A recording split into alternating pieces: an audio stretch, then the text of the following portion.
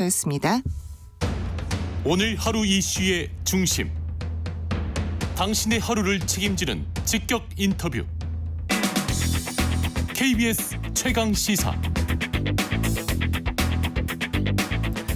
자, 이상민 의원이 이준석 전 대표와 손잡을 가능성 부인하지 않았죠. 이러면서 이른바 비명계 의원들의 행보 눈길이 쏠리고 있습니다.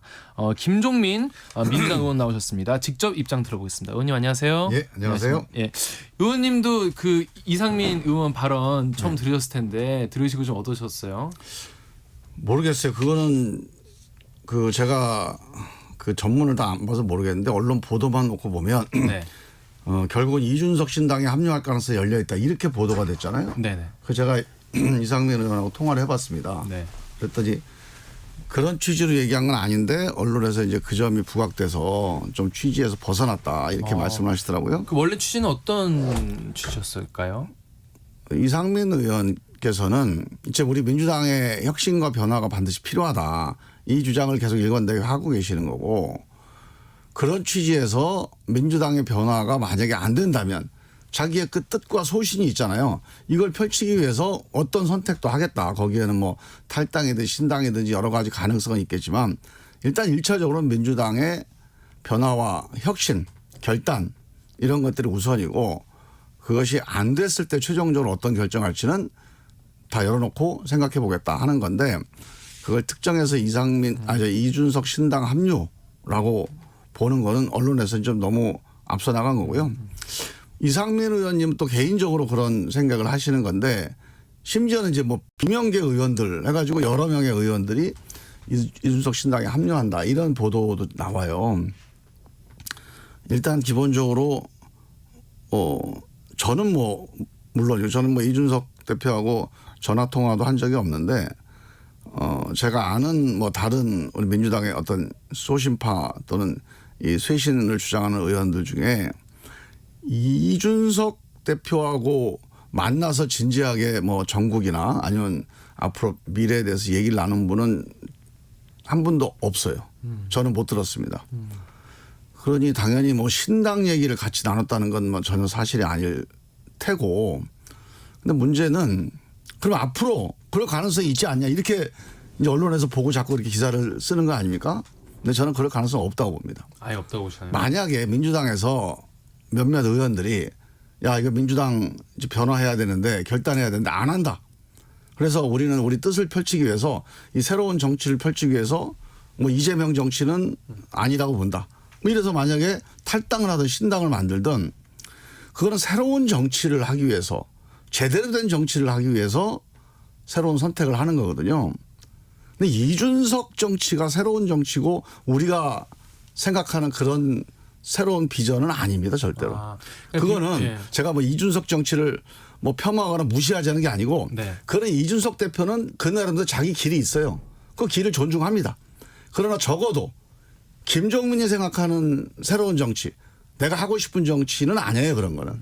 그리고 아마 민주당에 있는 이른바 다른 소신파 의원들이 대부분이 같은 생각일 겁니다.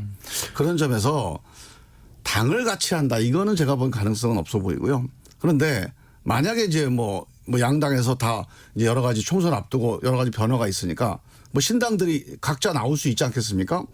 나왔을 때 지금 이런 윤석열 정치, 이재명 정치, 이런 전체주의 내지는 무슨 사당화, 이 문제에 대해서 서로 문제의식을 갖고 있는 그런 정치인들이 서로 뭐 협력을 한다거나 협의하는 건 있을 수 있겠으나 하나의 당으로 같이 가는 거는 그거는 저는 맞지 않을 것 같다고 봅니다. 그러니까 현 민주당 지도부나 이제 가는 기조에 대해서 마음에 안 드시는 분들이 계시면 네. 탈당을 할 수 있고 신당 만들 수도 있지만 이준석 당은 아니다. 그걸 만든다는 건 아니고 그건 그런 아니지만 가능성은 쓰고 있는데 있지만, 예. 그 가능성이 있다고 그래서 그게 이준석 정당이다, 이준석 정당 같이 한다, 이거는 저는 가능성 없다고 봅니다. 그래서 0이다 말씀하셨고요. 그런데 이 비명계 의원이라는 말을 처음 쓴 건 이준석 대표란 말이죠. 이준석 전 대표란 그러니까 이제 말이죠. 그거는 이준석 대표는 주관적으로 네. 비명계 의원들이 탈당할 수도 있다, 신당을 만들 수 있다, 그러면 같이 해야 되지 않겠냐, 이런 생각을 주관적으로 할 수는 있죠. 그걸 우리 막을 수는 없잖아요. 그래서 뭐 비명계하고도 같이 열어놓고 하면 좋겠다 이렇게 생각할 수도 있겠으나, 제가 보기에는 뭐 그렇게 주장하는 분들이 있습니다. 네. 그 이제 평론가나 이런 분들이. 근데 이제 민주당에 있는 그런 이른바 비명계나 그런 혁신파 의원들은 전체적으로 그 민주당의 정신, 김대중 노무현이 실현하려고 했던 그런 국민 대연합 정치 또는 뭐 대화와 타협의 정치 또는 도덕적인 정치, 이 민주정치, 도덕정치, 이 국민 과반수 정치를 어떻게 실현할 건가 하는데 초점이 있는 거예요. 그런 점에서 볼 때 이준석 정치하고 이게 뭐 서로 경쟁하면서 협력하는 건 가능하겠으나 하나의 당으로 가는 거는 저는 맞지 않다고 봅니다. 총선이 이제 얼마 안 남았지 않습니까? 근데 이준석 신당이 이제 출범할 수도 있잖아요. 물론 안 할 수도 있지만, 근데 한다고 하면은 뭔가 중도층의 표를 좀 가져갈 가능성이 높다. 본인들도 이제 그런 주장을 하고 있는데, 그럼 민주당 의원님들 입장에서는 이게 얼마나 좀 파괴력이 있을까? 민주당 지금 이제 지지자분들이 얼마나 좀 이탈할까? 이런 거에 대한 위기감이나 좀 이렇게 전망하시는 분야가 있나요? 그거는 뭐 이준석 신당이든 뭐 유승민 신당이든 아니면 뭐 또 민주당 계열의 신당이든 간에 현재 있는 중도 유권자들은 지금 현재 민주당과 국민의힘의 정치에 대해서 상당히 많이 실망을 하고 있습니다. 심지어는 이제 배신감도 느끼고 있어요. 양쪽이 변화하면 중도층 공간은 없어질 거고 양쪽 다 변화를 안 하면 그러면 아마 총선에서 그 이른바 양쪽의 비호감인 이런 유권자들이 목소리를 내고 싶어 할 거고 그런 정치 세력이 아마 힘을 결집할 수 있을 거다 저는 그렇게 봐요. 그러니까 양쪽 당, 그러니까 국민의힘이든 민주당이든 변하지 않으면은 무조건 뺏길 변하는 거다. 정당이 이기는 거고 유권자를 결집시키는 거고. 그렇다면 짧게 말해서 민주당은 지금 어떤 게 변해야 된다고 보시나요? 일단 생각을 해보세요. 다 잊어버린 모양인데 네. 지난 민주당 1년 동안 주로 많이 언론에서 문제 제기하고 국민들 문제 제기한 게 뭡니까? 도덕성 아닙니까? 지금 우리가 검찰 독재라고 그러고 싸우고 있어요 지금. 네. 독재와 싸우는 또는 일방적인 독선 독주와 싸우는 야당입니다. 권력과 싸우는 야당의 가장 큰 힘은 뭐겠습니까? 도덕성이다. 그 국민들한테 신뢰받는 건데 그 1번이 도덕성이에요. 그래도 이 사람들은 도덕적인 사람들, 믿을 수 있는 사람들이야. 그러니까 이 사람들 통해서 우리가 이 권력을 견제해야지. 이게 기본적인 출발점입니다. 근데 우리가 당대표 무슨 사법 방어하고 방탄정당 되고 돈봉투 감싸고 또 코인 감싸고 이래갖고 이게 완전히 내로남불 정당이 돼버렸잖아요. 그래서 30% 민주당을 정말로 열성적으로 지지한 정말 고마운 분들, 윤석열이 정말 미워가지고 이 민주당 좀 문제가 많지만 어떻게 고쳐서 써야겠다 이런 분들 30%만 지지하는 겁니다. 그럼 이 나머지 21%를 얻어야 우리가 과반수가 될 수 있지 않겠어요?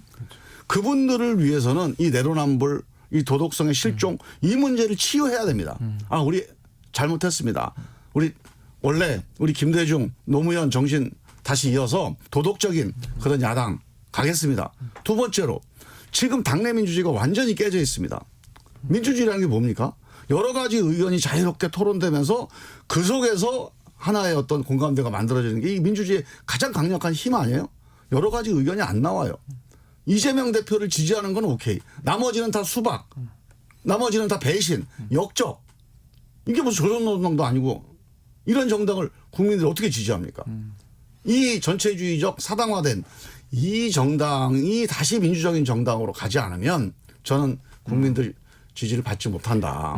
세 번째로 도덕성도 약하고 그리고 민주성도 약하니까 뭐라고 민생 얘기를 하든지 우리 미래가 어떻고 인구위기가 어떻고 기후변화가 어떻고 아무리 얘기해봐야 국민들이 잘 안 들어요. 그러니까 우리가 얘기하는 비전이 전달이 안 됩니다. 국민들한테. 왜? 말할 자격이 없다고 보는 거예요. 그럼 우리 지지자들한테만 전달돼요. 자, 도덕성, 민주성, 이런 비전 이런 것들이 다 지금 안 먹히고 있는 거죠. 이거를 다시 회복하는 게 총선 앞두고 민주당 해야 될 1번입니다. 네, 방금 김종인 의원께서 말씀하신 이 민주당 지지율 30%라는 이야기는 연합뉴스와 연합TV가 공동으로 여론조사 업체 매트릭스에 의뢰해서 지난 4일에서 5일 동안 조사한 결과 민주당 지지율 32%인 것에 근거한 것으로 보입니다. 자세한 내용은 중앙선거 여론조사 시민위원회 참석 여론조사 나와요. 예, 그 ARS는 한 40몇 프로 나오고. 얘기해줘야 돼요. 라디오에서는. 전화 면접하면은 네네. 그 전화 면접이 되게 민심을 나타내는 거니까. 이게 세 가지를 이제 짚어줬어요. 도덕성 그리고 당내 민주주의 그리고 정책 비전이 없다 이런 말씀 해주셨는데 이런 거 이제 사실 정당 같은 경우에는 이제 공천으로 얘기를 하는 거 아니겠습니까? 그렇죠, 예. 그럼 공천으로 얘기를 해야 되는데 그럼 총선기획단 역할이 이 세 가지를 어느 정도 반영을 해서 민주적으로 뭔가 이제 룰을 뭐 짠다거나 공천할 때도 그렇고 이런 걸 이제 반영을 해야 될 텐데 뭐 도덕적 기준을 확 높인다거나 그렇다면은 어떻게 그러면 총선기획단 지금 잘 좀 운영되고 있다고 보시나요? 제가 보기에는 아마 이번 그 민주당 공천이 아마 역대 민주당 공천 중에 가장 불공정한 공천이 될 가능성이 그 정도입니까? 왜 그렇죠? 크게 두 가지 면인데 자꾸 지도부가 총선을 앞두고 자꾸 뭔가를 만지려고 그래요. 지금 우리 민주당에서 그래도 우린 국민의힘하고 다르다고 했던 얘기가 우린 시스템 공천한다. 그래서 우리 당 찍어달라. 이런 얘기였거든요. 그래서 어렵사리 그것도 문제는 있지만 어렵사리 만들어 놓은 게 총선 1년 전에 공천룰을 정하고 그 이후에는 손 안 된다. 그렇게 하기로 했죠. 그다음에 뭐 대표가 누구든 뭐 누가 지도부가 누구든 사무총장이 누구든 손 안 된다. 이게 민주당의 불문율이었습니다. 불문율이 아니고 명문율이에요. 명문율이 예. 써 있어요. 그런데 그게 실종돼 버렸어요. 지금 총선 지금 뭐 5개월 앞으로 다가왔는데 무슨 뭐 평가를 어떻게 하고 공천 룰을 어떻게 바꾸고 이런 얘기를 자유롭게 토론을 해요. 완전히 무너져 있는 거죠.